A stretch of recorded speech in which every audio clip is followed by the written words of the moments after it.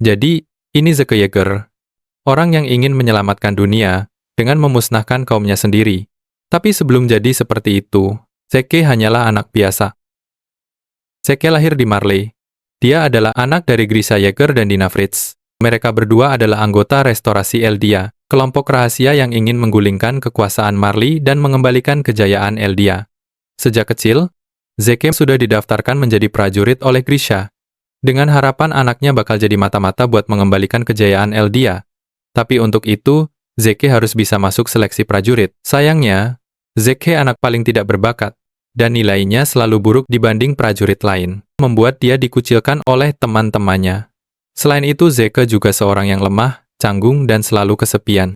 Setiap harinya dia selalu dikirim ke kakek neneknya, di mana dia menghabiskan sebagian besar kunjungannya mendengarkan cerita-cerita tentang kekejaman-kekejaman nenek moyang kaum Eldia terhadap Marley. Sementara itu, Dina dan Grisa menghadiri pertemuan restorasionis Eldia setiap harinya. Hal ini membuat Zeke semakin menjauh dari orang tuanya. Sekalinya bertemu, Zeke justru mendapat kekecewaan dari mereka, karena kegagalannya menjadi prajurit. Mereka tidak memeluk atau menenangkannya, justru menyuruhnya untuk bekerja lebih keras lagi. Di titik ini, Zeke mulai bertanya, kenapa aku harus menanggung semua ini? Sampai akhirnya dia bertemu Tom Safer. Tom Safer adalah ilmuwan Marley. Sama seperti Zeke, dia adalah seorang Eldia. Dan untuk pertama kalinya Zeke mempunyai seorang teman. Dari orang ini juga, Zeke mengetahui kebenaran yang mengerikan. Tom Safer mengatakan kalau orang Eldia tidak akan pernah bebas. Mau sampai kapanpun, dunia akan selalu membenci mereka. Tapi di sini, Tom Safer memiliki solusi. Solusi yang terdengar kejam namun menurut dia paling manusiawi, yaitu menghentikan kelahiran orang Eldia atau yang disebut euthanasia plan. Bukan dengan pembantaian atau perang, tapi dengan menghilangkan kemampuan untuk mempunyai anak, agar suatu hari bangsa Eldia punah dengan damai, dan penderitaan pun berhenti. Disinilah jiwa Zeke mulai terbentuk, dan di sini juga, kehidupan dia akan berubah total. Suatu hari, Zeke mendengar bahwa otoritas Marley hampir menemukan lokasi para restorasionis Eldia. Zeke yang mengetahui itu, takut kalau orang tua mereka ketahuan, dia akan ikut dihukum bersama orang tuanya. Dia pun meminta bantuan Tom Safer, di mana dia menyarankan untuk mengkhianati orang tuanya.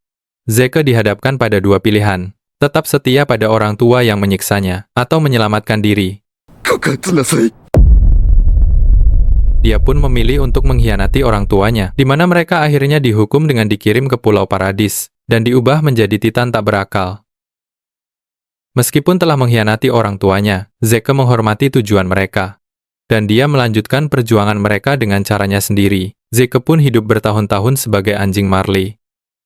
Sampai akhirnya dia diberi hak istimewa karena pengkhianatan yang dilakukan pada orang tuanya, di mana dia direkrut sebagai warrior candidate, mendapat pendidikan militer terbaik, bahkan dijanjikan status kehormatan bagi keluarganya, dan hidupnya pun berubah total.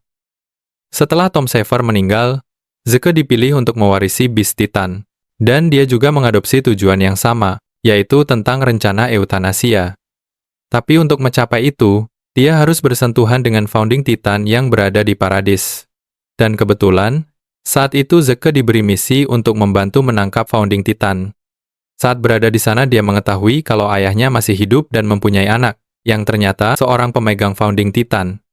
Saat pertama kali mengetahui Eren, Zeke melihatnya sebagai dirinya sendiri, seorang anak yang dimanfaatkan ayahnya.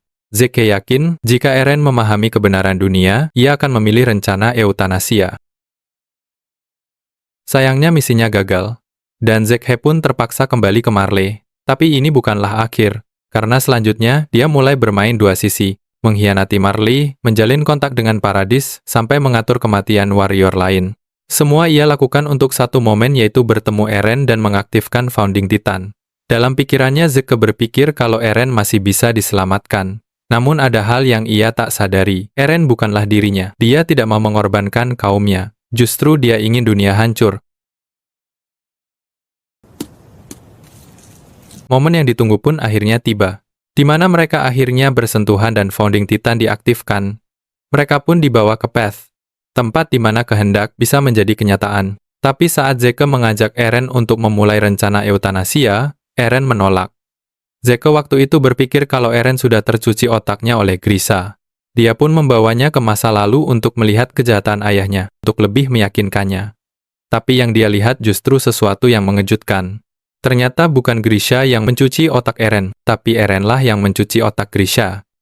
Zeke melihat Grisha dimanipulasi oleh Eren. Dia melihat ayahnya sendiri menyesal dan meminta maaf padanya.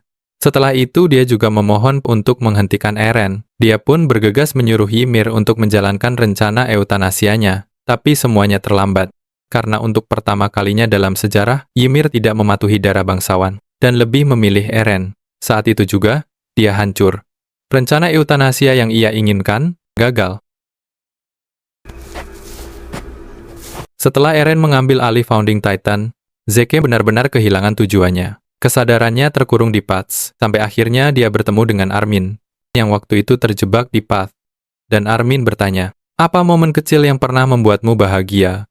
Pertanyaan sederhana, yang tidak pernah dipikirkan Zeke seumur hidupnya. Zeke pun terdiam, dan perlahan ia teringat sesuatu waktu kecil. Tidak ada misi, tidak ada revolusi, tidak ada beban dunia. Hanya tawa dan kebahagiaan kecil. Dan disitulah Zeke menyadari kebenaran. Hidup bukan tentang tujuan besar, tapi tentang momen-momen kecil. Kesadaran itu pun membebaskannya. Dan dia juga baru menyadari kalau dia masih bisa menyelamatkan dunia, yaitu dengan kematiannya.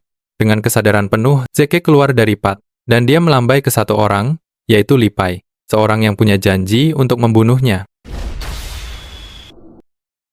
Zeke pun mati, dan Rumbling terhentikan. Walaupun kalah, Zeke tetap percaya kalau rencana eutanasia adalah yang terbaik untuk menyelesaikan konflik Marley versus Eldia. Dia juga bilang kalau dia nggak keberatan untuk terlahir kembali, mengulangi kehidupan kelamnya, selama dia bisa mengalami momen-momen kecil itu lagi. Zeke adalah salah satu karakter paling disalahpahami, dan menurut gua, pendalaman karakter seperti inilah yang membuat Attack on Titan menjadi salah satu anime terbaik. Komen, mau karakter apa lagi yang mau gue bahas? さすがピークちゃんだ。